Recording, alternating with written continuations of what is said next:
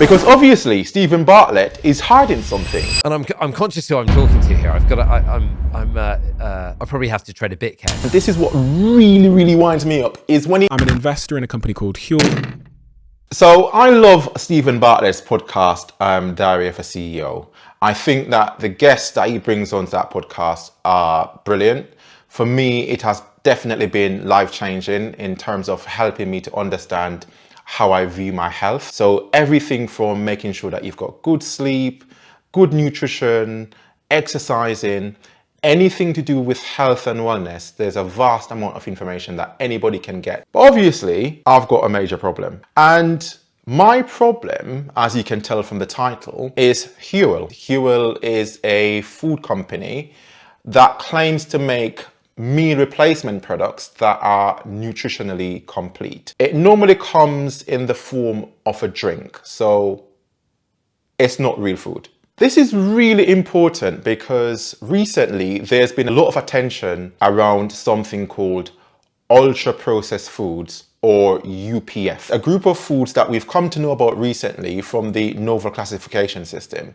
Now, that's a framework that puts foods into 4 groups. So for example, in group 1, we have foods that are not processed at all. So think your vegetables, your fruit, your water, meat, that sort of thing. Even things like pasta and flour.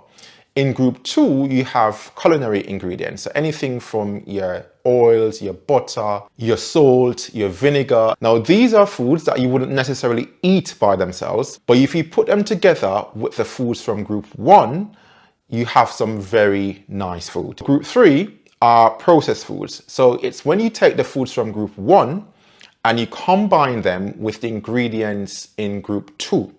So think about anything like cheese, anything in a tin like tuna, salted nuts, even some breads and cakes and biscuits. And group 4 is where it gets tricky because these are ultra processed foods. I'm going to read the definition of ultra processed foods from the book Ultra Processed People by Chris van Tulleken. Now, this is a long definition, so prepare yourself. So, formulations of ingredients, mostly of exclusive industrial use, made by a series of industrial processes, many requiring sophisticated equipment and technology. Crops like corn and soy are turned into oil, protein and starch, which are then further modified.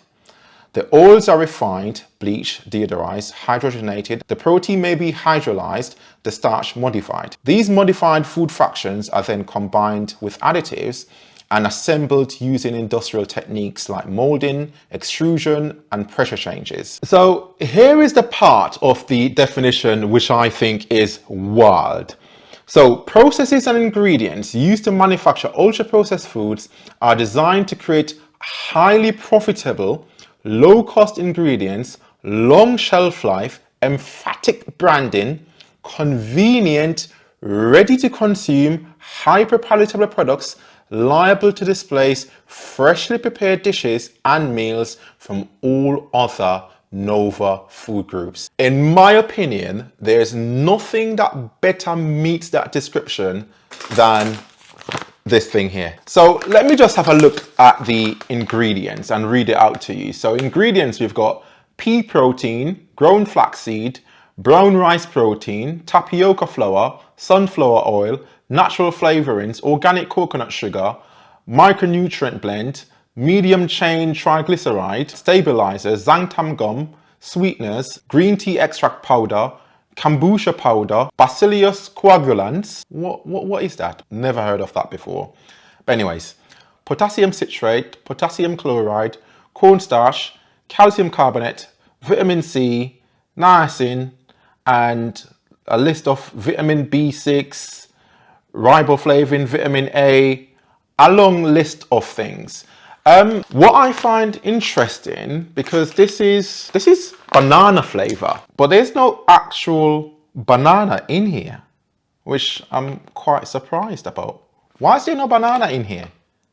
Surely if it's banana flavor and this is meant to be healthy, it should have banana, shouldn't it? Potassium citrate, is that banana? I don't know, maybe I can't read. It's got mustard, I can't see any banana But it definitely has mustard though. Why has it got mustard? Anyways, you get the idea. Huel themselves, they've got an article on their website which they talk about, the effects of ultra-processed foods as well. You can find the article here. The general gist of it is they think that their product, which is ultra-processed, is a better version of ultra-processing. I mean, of course you would say that. I mean, they're a food company that is for profit. So they're not going to say otherwise, are they? Let's go back to Stephen Bartlett and Diary of a CEO. Stephen Bartlett has always been consistent and transparent in saying that I'm an investor in a company called Huel. I'm on their board. But what really winds me up is the fact that Stephen Bartlett brings on all these guests to his podcast who talks and highlights all the problems with ultra-processed foods, but while at the same time using his platform to promote a brand that meets the definition of ultra-processed foods to the T, to the point where he has actually been accused of not making it clear enough to viewers and listeners that when he mentions Huel on the podcast, that it is a paid advertisement. Even the Advertising Standards Authority have had to intervene and actually rule that the podcast was breaking advertising rules. But that is not even the worst bit of it. So the worst thing for me, and this is what really winds me up, is when he invites guests onto the podcast to talk about health and nutrition, and then he starts talking about ultra-processed foods, and he would pass them a brand of ultra-processed foods and he will ask for their opinion on it.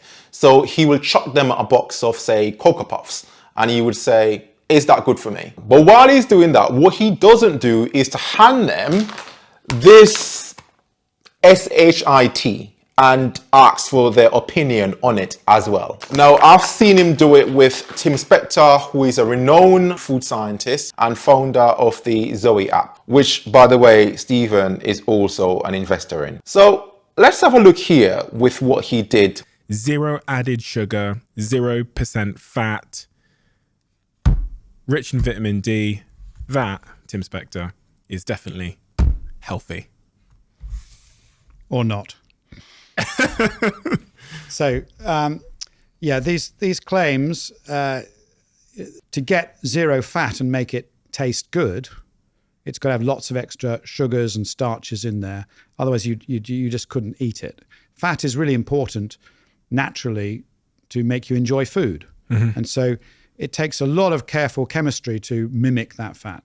So I would always avoid anything that said, 0 sugar, 0 fat, rich in vitamins.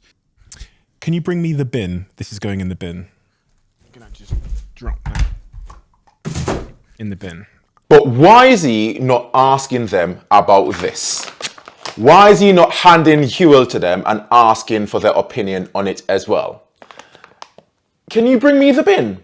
Because this needs to go in the bin as well. Get in the bin. So in my brain, I go, if it's processed, it has to be bad.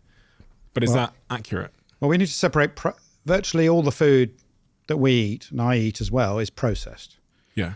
But we need to separate that from ultra processed. So plain yogurt, nothing added, nothing changed, is processed because you're mixing a basic ingredient, milk, with microbes. You're actually creating something. That's processing.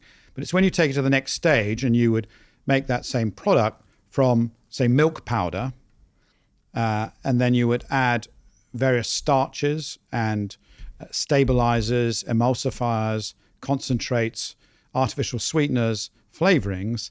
That same yogurt becomes ultra processed.